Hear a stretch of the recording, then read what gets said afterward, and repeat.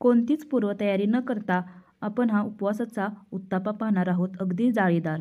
आता तुम्ही आठवड्यातून 4दा उपवास केले तरी पित्त होणार नाही, असा हा मऊ आणि जाळीदार आपण उत्तापा पाहणार आहोत, कमी वेळेत आणि कमी साहित्यामध्ये.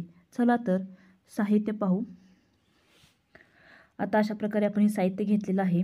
आता इथे मी सर्वप्रथम 3 चम्मच शाबू आणि 1 वाटी वरी घेतलेली आहे. वरीला भगरी म्हणतात. त्यामध्ये पाणी घालून स्वच्छ अशा प्रकारे आपण धुवून घ्यायचे आहे. आता यामध्ये भिजवण्यासाठी पुन्हा थोडं पाणी घालून ठेवायचं. फक्त 10 ते 15 मिनटं पाणी घालून ही शाबू भिजवण्यासाठी ठेवायची. 15 मिनटानंतर पाहू शकता आपली ही वरी आणि शाबू छान भिजलेली आहे. आता आपण एका भांड्यामध्ये हे शाबू आणि वरी काढून घ्यायची आणि याचं वाटण तयार करून घेणार आहोत. थोडं थोडं पाणी वापरले चालेल, एकदम पाणी घातलं तरी चालेल. त्यामध्ये मिरची, जर तुम्ही उपवासासाठी जिरे खात असाल तर जिरेही घालू शकता. अशा प्रकारे बॅटर तयार करून घ्यायचं. अगदी घट्ट बॅटर असेल तरी चालेल, पातळ असेल तरी चालेल. थोडं थोडं पाणी घालून तुम्ही बॅटर केलं तरी चालेल, उत्तमच आहे.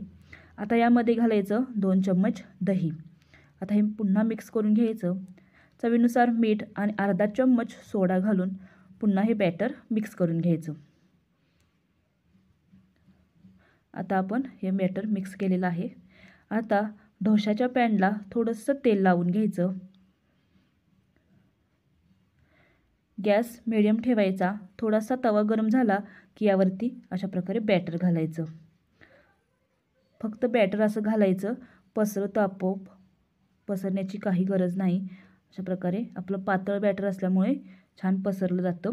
आणि मिडियम गॅस ठेवायचा. अशा प्रकारे पाहू शकता उत्ताप्याला किती जाळी आलेली आहे. आणि आता आपण हा उत्तापा पलटून घ्यायचा, थोडासा भाजायचा दुसऱ्या बाजूनेही. अशा प्रकारे आपला उपवासाचा उत्तापा तयार आहे.